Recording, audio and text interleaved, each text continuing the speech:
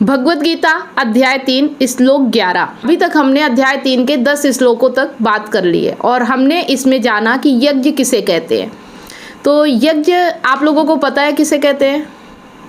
यज्ञ किसे कहते हैं? अभी यज्ञ के बारे में हमने बात की है पिछले श्लोक में 9 में 10 में।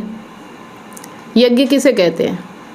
यज्ञ का मतलब होता है कि अपने कर्मों को दूसरे के लिए करो, मतलब किसी और के लिए, स्वयं के लिए कर्म ना करो, स्वयं के लिए कोई लालसा ना हो, मतलब कोई भी काम करो तो उसे दूसरे को समर्पित कर दो। यही मेरे ख्याल से यज्ञ होगा शायद। आप यज्ञ का मतलब होता है निष्काम कर्म। मैंने बोला अभी निष्काम कर्म मतलब जो कामना को त्याग के किया जाता है। मतलब दूसरों के लिए करना वो सही नहीं है। सही है, पर परमार्थ के लिए करना या दूसरों के लिए करना वो ठीक है, लेकिन जहाँ अपना स्वार्थ हो, जहाँ निजी स्वार्थ हो, जैसे कि अर्जुन को हो रहा था, मोह हो रहा था अपने भाइयों के कारण। अगर वो कहीं और युद्ध कर रहे होते तो क्या उन्हें मोह होता? नहीं। अगर किसी और से पहले उन्होंने काफी युद्ध किए थे, लेकिन उस समय ऐसी समस्या नहीं है। तो ये मोह कब आता है? जब अपना निजी स्वार्थ आता है। जब अपना निजी स्वार्थ किसी से जुड़ता है तभी मोह पैदा होता है। ठीक है, यहाँ पे हमने श्लोक 10 तक ये समझ लिया है यज्ञ किसे कहते हैं।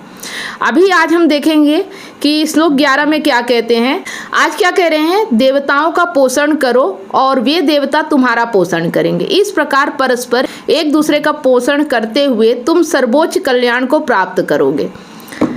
अब इस श्लोक से आप क्या समझते हैं कि मतलब तुम देवताओं का पोषण करो और देवता तुम्हारा पोषण करेंगे। मतलब कि अपने कर्म देवताओं को समर्पित कर दो, कृष्ण को समर्पित कर दो। तुम देवताओं का पोषण करो और देवता तुम्हारा पोषण करेंगे।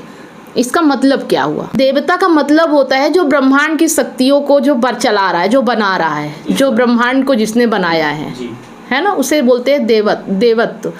पर एक चीज यहाँ समझने की ये है कि अगर आध्यात्मिक तौर पे बात की जाए तो आत्मज्ञान की बात हो रही है। और आत्मज्ञान का है अपने आप को देखने की। तो हमारे अंदर ही देवत्व भी होता है, शैतान भी होता है। तो हमें देवत्व को पोषण करना है।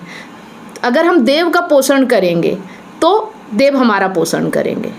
अगर हम शैतान की शक्ति को बढ़ाएंगे तो हम शैतान बन जाएंगे, है ना। तो यहाँ समझने की बात ये है कि जब हमारे अंदर, जैसे कभी कभी हमने क्या देखा है कि हमारे अंदर से दो मन रहता है, यानी कि दो तरह की बातें होती है। एक मन कहता है कि ये चीज़ करना है और एक मन कहता है नहीं ये गलत हो सकता है, ये नहीं होता। मतलब हम जो कुछ कर भी देते हैं उसके बाद भी हमें ऐसा लगता रहता है कि नहीं हमसे कुछ गलती हो गई है या कुछ ऐसा करना चाहिए था जिससे कि शांति नहीं मिल रही है, सुकून नहीं, ग्लानि हो रही है। तो ये दो मन कौन है? यही है देव और असुर जो है। मतलब महाभारत में जो देव और असुर, जैसे कि महाभारत में दुर्योधन और अर्जुन की लड़ाई हो रही है, तो ये जो द्वंद्व है ना, ये हमारे अंदर चलता है। ठीक है, तो इसमें एक चीज़ ये समझना है कि मान लो तुम्हारे पास 100 पॉइंट है, ठीक है, 100 पॉइंट तुम्हारे पास है।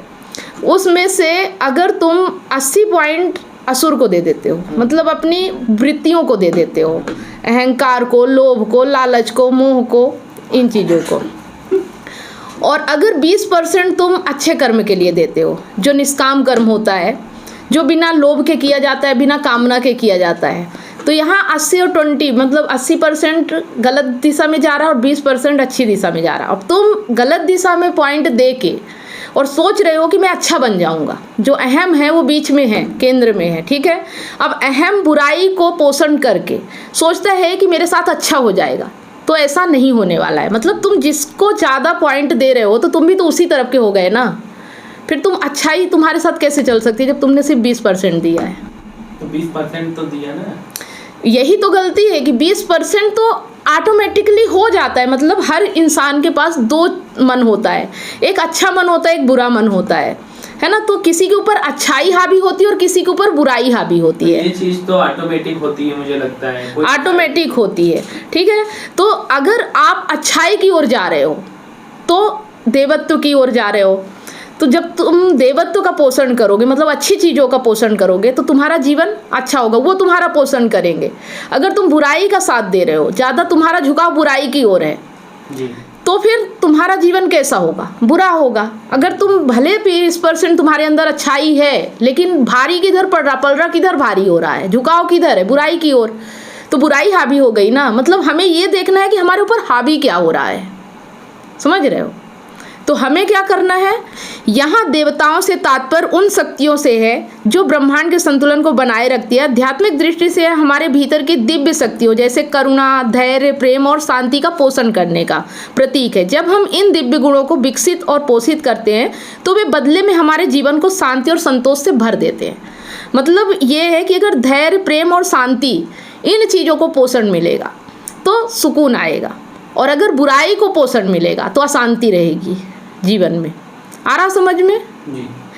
तो त्याग किसका करना है, यज्ञ किसका करना है, बुराई का करना है। ठीक है, मतलब बुराई, छोटी चीज को त्यागना है बड़ी चीज पाने के लिए, बुराई को छोड़ना है अच्छाई पाने के लिए। तो यज्ञ माने त्याग होता है। यज्ञ माने त्याग होता है, कामना का त्याग, लोभ का त्याग, लालच का त्याग। अच्छा, तो फिर ये जो यज्ञ के नाम पर किया जाता है पूजा में, आजकल जब घर लोग बनवाते, मुहूर्त करते, शादी वादी करते, तो यज्ञ क्या है, तो वो यज्ञ क्या है फिर? देखो यज्ञ तो वही है, लेकिन जैसा मैंने कल बताया था कि चूहिया ने क्या किया, प्रेम तो उसे प्रेम उसे सत्य से है। ठीक है ना, मतलब अहम को प्रेम सत्य से है, लेकिन वो सत्य तक पहुंच नहीं पाता, इसलिए क्या करता है, वो अपने ही संसार बना लेता है सत्य तक पहुंचने का। तो लोगों ने यज्ञ का प्रतीक बना लिया कि यज्ञ ऐसे होता है, मतलब त्याग करना। तो वो छोड़ किस चीज को रहे हैं, उसमें ये भी पता है घी डालेंगे, फल डालेंगे, हवन करेंगे, तो वो जो चीज पकड़े ही नहीं है उन चीजों को छोड़ रहे हैं। लेकिन हमें छोड़ना किन चीजों को, जिनको हमने पकड़ रखा है। पकड़ किन चीज़ों को रखा है, कामना को पकड़ रखा है, लोभ को पकड़ रखा है, मोह को पकड़ रखा है। हमें इनका हवन करना है, इनका स्वाहा करना है।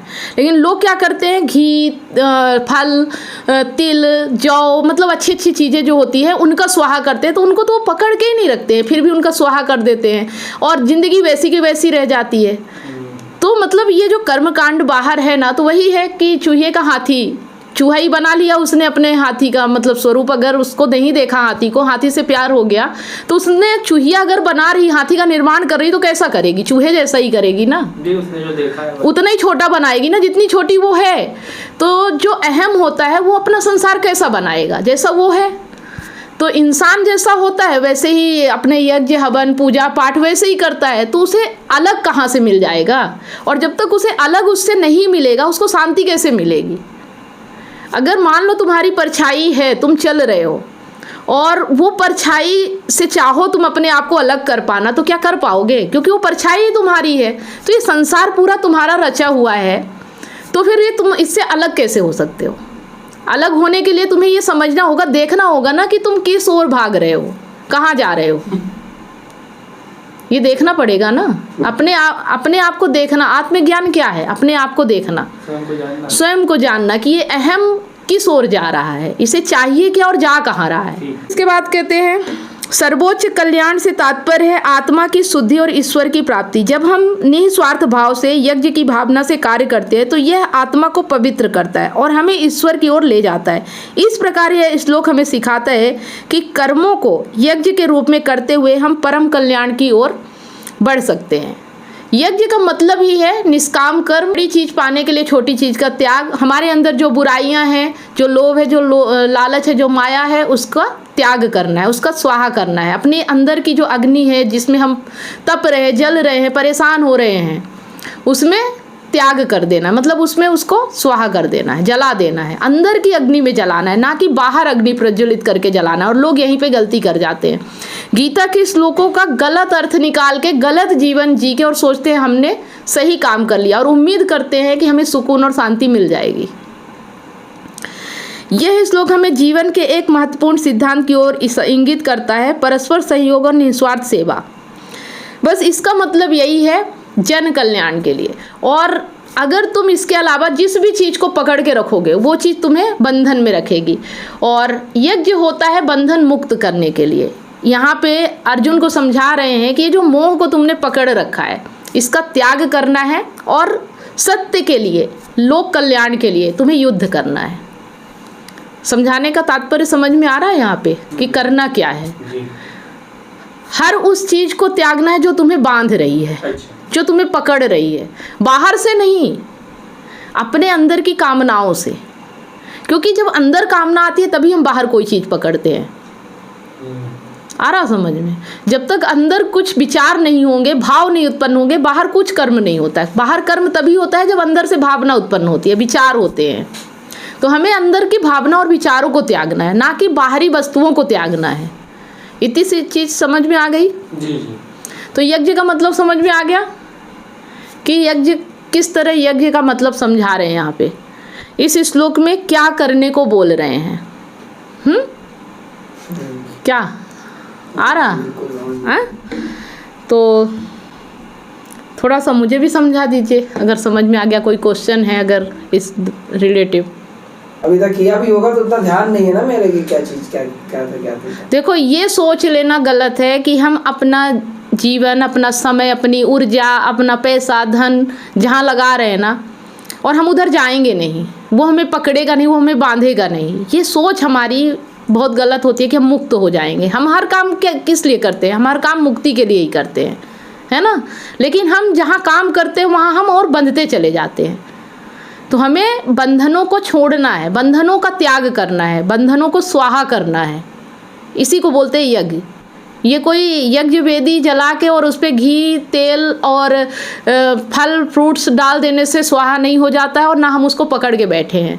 हमें पकड़ी हुई चीज़ों का स्वाहा करना है। आ रहा समझ में? जिस चीज़ को हम पकड़ के बैठे हैं हमें उनको छोड़ना है। यज्ञ का असली अर्थ यही है कि हम अंदर से जिन चीज़ों को पकड़ के बैठे हैं, और हम जिसे पकड़ेंगे वो हमें ना पकड़े, ऐसा हो नहीं सकता। हम जहाँ अपना टाइम, समय, एनर्जी लगा रहे हैं, अगर हम गलत दिशा में अपनी एनर्जी लगा रहे हैं तो वो चीज़ हमें हावी तो होगी ना हमारे ऊपर। ठीक है? तो आज के इस श्लोक में हमने समझा और जाना कि यहाँ बोला गया है कि आप देव का पोषण करो, देव तुम्हारा पोषण करेंगे। तो इसका सिंपल सा अर्थ ये है कि हमें अच्छी वृत्तियों को, हमें अच्छी आदतों को पोषण देना है, अच्छी आदतों की ओर आगे बढ़ना है, और अच्छी आदतें हमें सुख और शांति दिलाएंगी। इसके अलावा कोई और यज्ञ का मतलब नहीं होता है। निष्काम कर्म, लोगों के लिए अपना स्वार्थ त्याग के, अपना मोह, अपना लालच, ये सब छोड़ के जो कर्म किया जाता है उसी को यज्ञ कर्म बोलते हैं, और यही अर्जुन को करने के लिए कहा जा रहा है। तो आज का श्लोक इतना ही। मिलते हैं नेक्स्ट श्लोक में। ये वीडियो आपको कैसा लगा कमेंट करके ज़रूर बताना। अच्छा लगा तो लाइक करना और ज़्यादा से ज़्यादा शेयर करना। धन्यवाद।